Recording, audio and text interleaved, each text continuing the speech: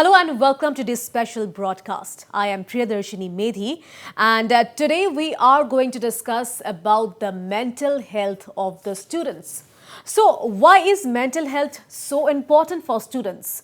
And what kind of mental health issues generally children face? And also whom to approach if any child is depressed? Well, to discuss on all this, today we have with us well-known psychiatrist Dr. Sangeeta Datta in the studio.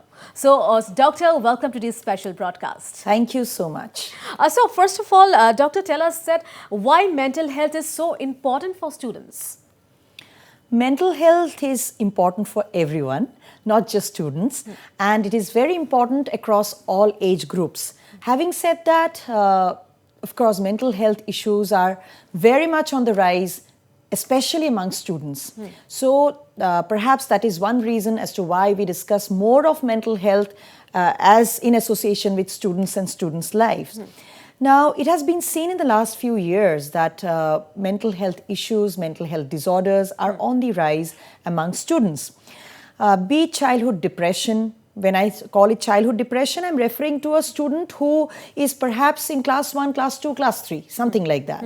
So be it childhood depression, childhood anxiety, or be it mental health disorders in the adolescence, especially issues related to stress, anxiety, depression, drug addiction, substance abuse, rise in suicide, everything, or sleep disorders, behavioral problems, etc. These are on the rise. So also in younger students, like as I said, in the lower classes, a lot of parents and a lot of teachers talk about poor scholastic performance. Well, poor scholastic performance is also related to mental health issues.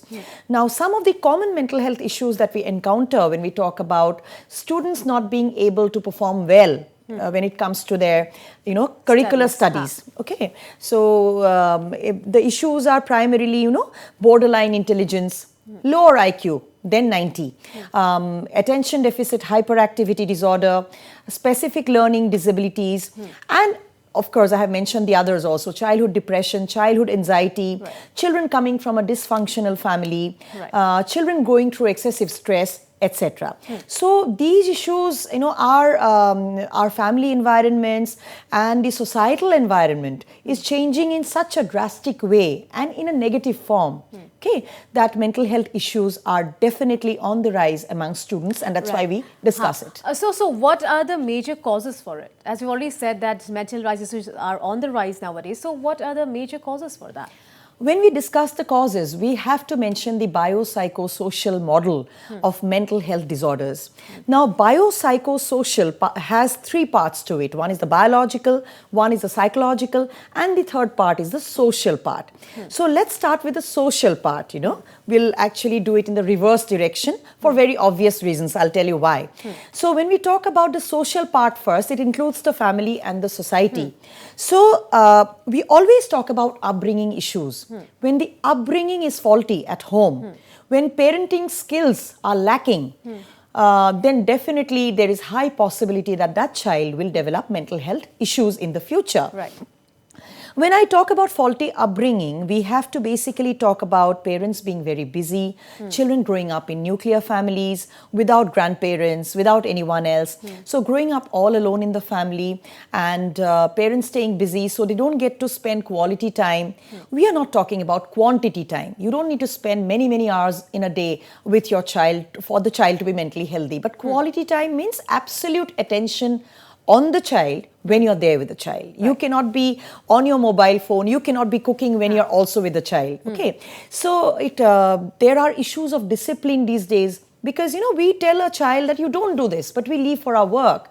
And later the child is, watching a lot of other stuff like, television or, on the internet, too many things are available, especially YouTube, gaming, etc. Which again, when you look at the content of all these things that they watch or they consume, they forget what their parents had told them about discipline, So they forget the do's and don'ts that their parents had told them hurriedly, and instead, pick up everything, inculcate everything that they get to see for hours together, either on their smartphones or on the television. Right. So that way, if I mention it very briefly, it is about lack of time of the parents, lack of values, value degradation in the society, lack of moral education. We don't get the time to tell stories. Storytelling was almost a ritual, or a habit when it came to, when grandparents used to. Now, yeah. That has become a past. So, and lack of disciplining, because the children are inculcating a lot of things from, as I said, from internet, YouTube, they go on internet gaming, etc. They watch television, and from those things, they inculcate a lot of things which are not the right type. So that is the social influence, the family influence, and the social influence, of course, when they look around themselves. There are a lot of incidents in the society which are not very positive. Right. Okay. So children watch and pick up.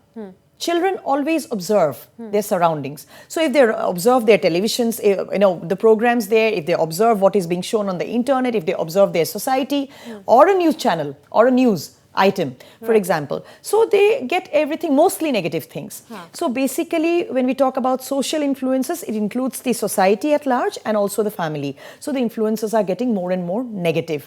That is one. The middle part, which I talked about, was the psychological part. Psychologically, children do not learn life skills these days.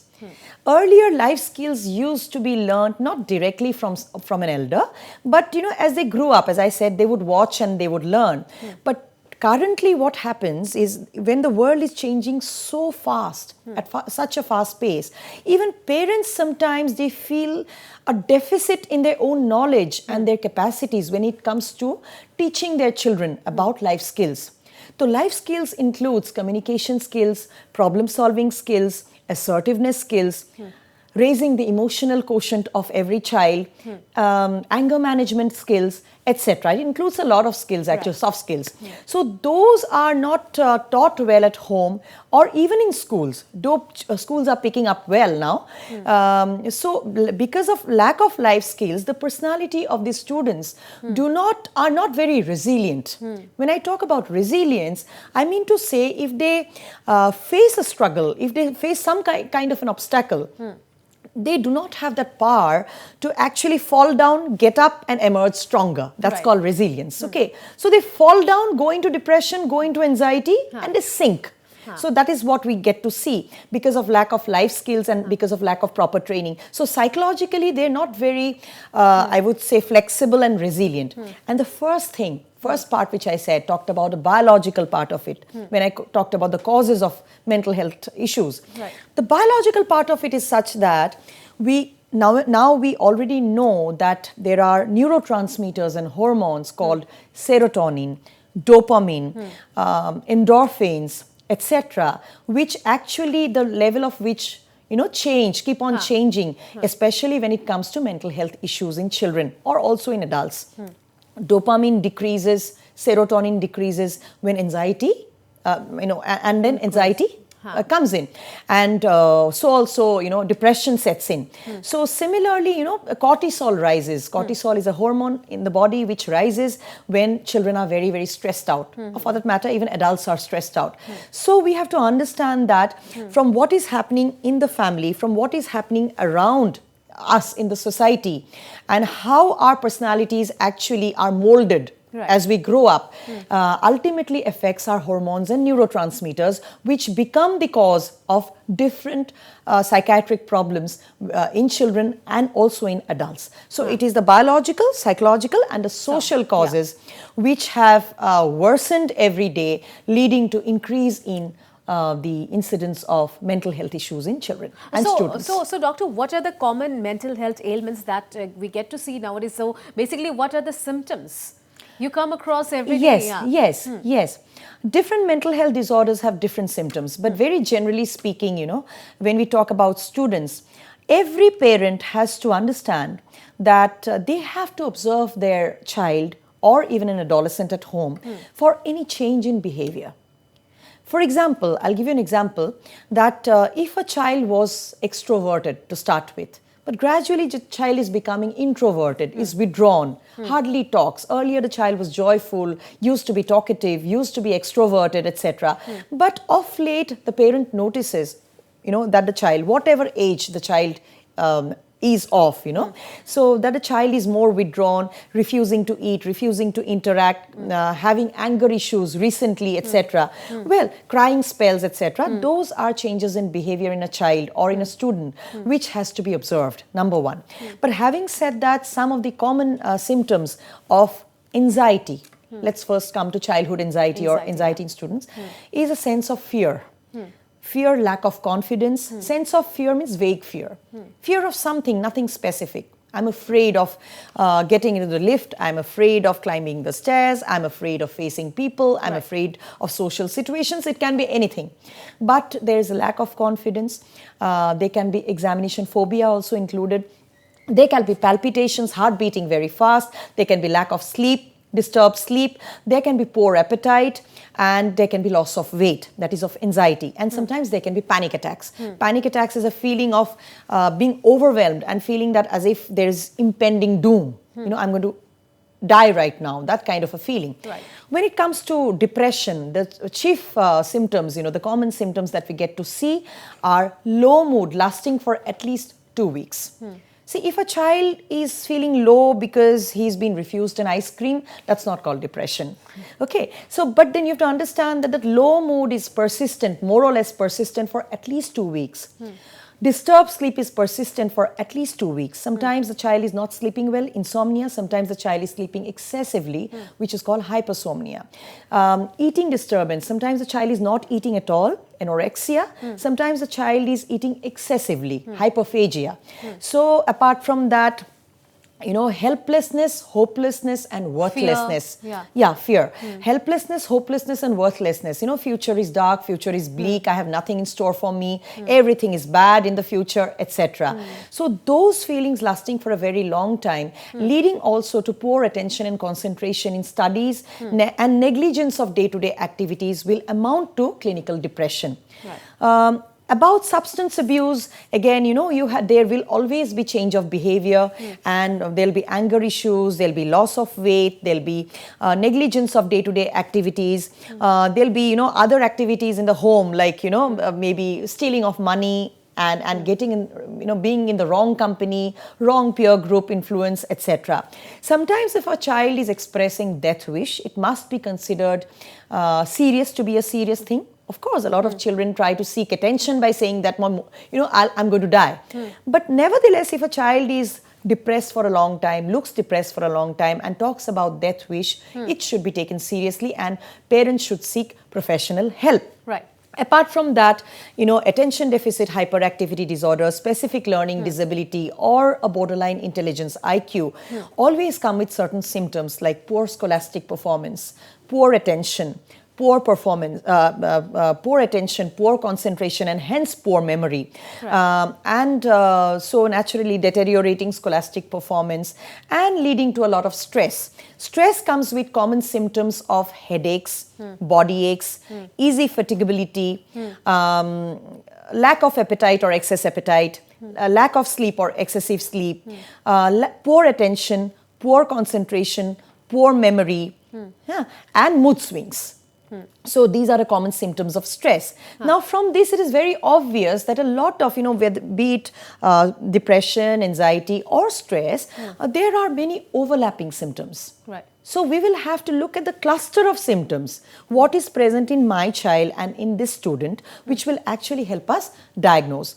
And initially when the symptoms are very mild, it can be taken care of by the parents at home, by a family member, or even by a teacher who's sensitive, who's open to things, or a school counselor. But if the symptoms aggravate and are very serious because the child is not being able to sleep at all, or the child is depressed for a long time and is now, started imagining things, of hearing voices which is not heard by others, or feeling that somebody is trying to harm me, or feeling that everybody is discussing me. Now that has crossed boundaries to enter into a zone called psychosis, which is very serious, and that will definitely need psychiatric, help from a mental health professional, which can be in the form of counseling, psychotherapy, or in the form of medicines. It's a very serious issue. Oh, absolutely. People shouldn't, basically the parents, they shouldn't take it lightly. Absolutely. Yeah. But the sad news is that the awareness is not up to date. Yeah.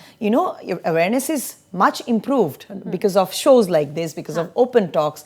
But people don't talk about mental health too readily. As they, when they talk about physical health, they are very open about it. But they don't talk I also feel sometimes, they're a little shy talking about it. Yes, and there is stigma associated with it. Because if you actually go to a psychiatrist, people think that you're insane, you're mad. Okay, and the word pagal is associated with, going and seeing a psychiatrist. And again, let me clarify something through this program, that mental health professionals not only includes psychiatrists, it includes other professionals too, in the form of, a clinical psychologist, or a counselor, or a psychiatrist social worker, etc. Right. So I basically work in a team with members from each of the, whatever I have mentioned.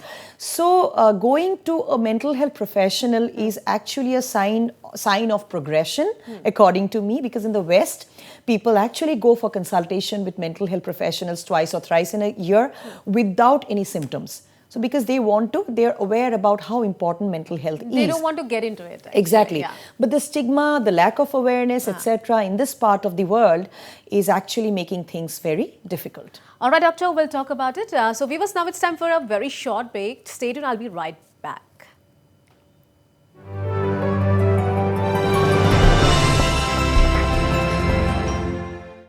All right, so welcome back to this special broadcast. So as I've already mentioned today, I have with me in the studio Dr. Sangeeta Datta. So doctor, we were discussing about mental health and students. So now my question to you is, what is the role of parents or role of educational institutes and role of the society at large in this? Well, role of parents, if I talk about, because we have to put it in a nutshell. First is, how parents have to know the parenting skills. Which are appropriate in current times. My mother used to cane me, so I will cane my child is not appropriate. What works today didn't work yesterday, and what worked yesterday may not work today. So parenting skills have to be very, very time appropriate and developmentally appropriate, which means that it should be appropriate to the developmental age of the child. So a child who has attention deficit hyperactivity disorder will need different parenting skills as compared to a child who has a conduct disorder, very disobedient and breaks rules, etc. So it has to be specific to children.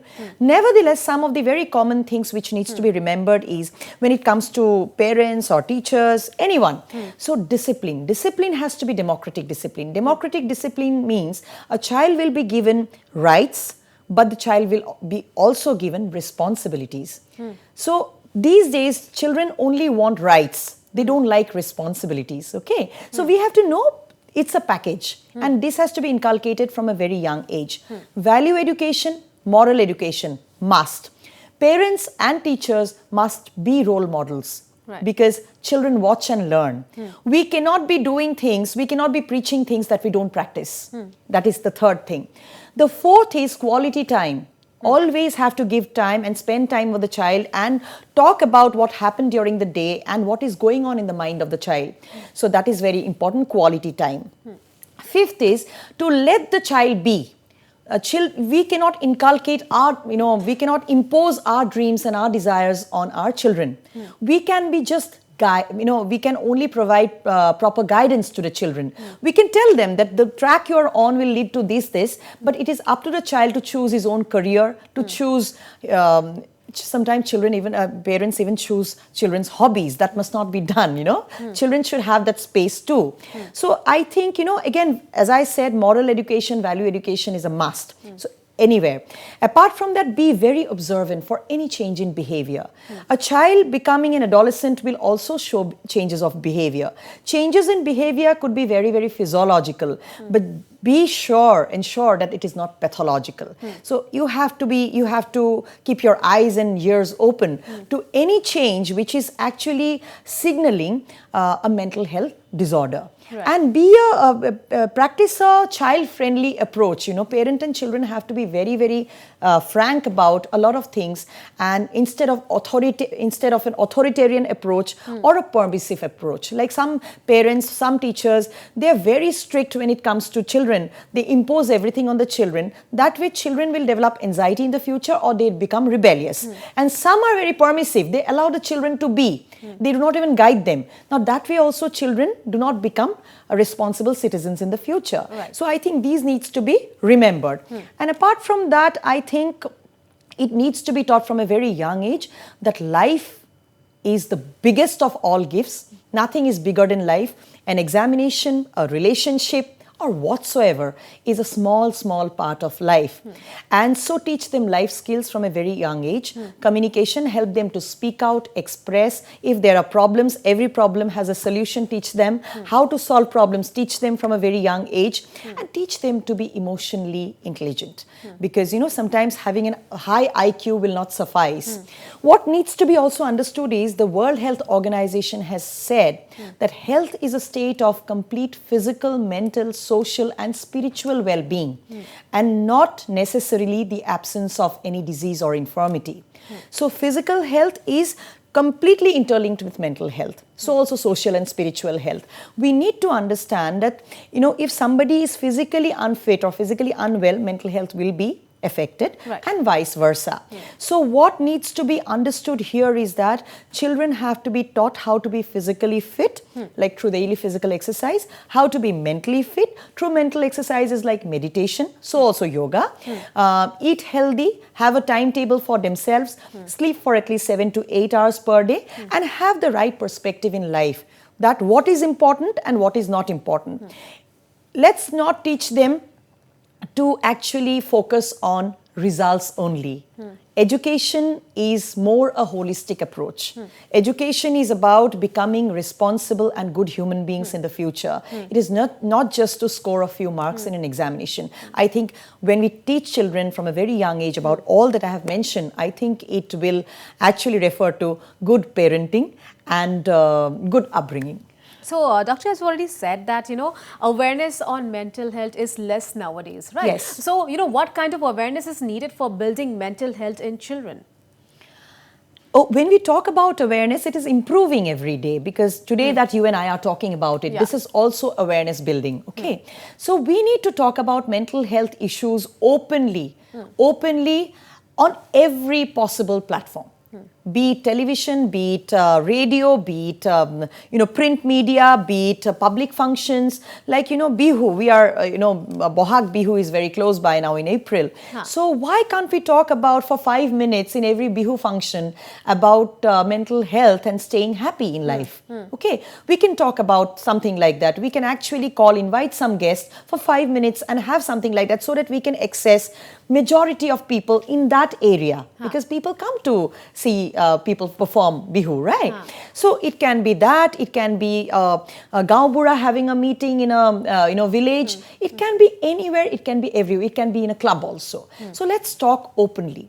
Let's encourage people to discuss their issues in life, because these days what is happening is a lot of suicides happen because they don't speak out, or they don't have someone to speak out to.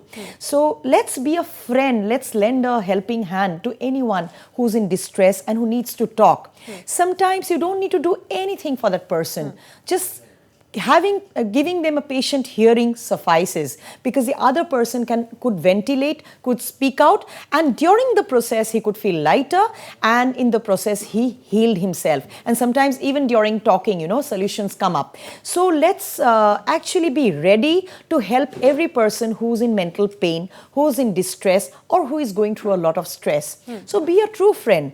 So we should encourage talking to friends, family members, to anybody in the society society, we should talk about it so that anybody who sees these signs or symptoms can immediately, address those issues at home, address those issues in the school or in educational institutions. And if things don't go away, problems are not solved, and definitely they should come to a mental health professional for proper advice and intervention.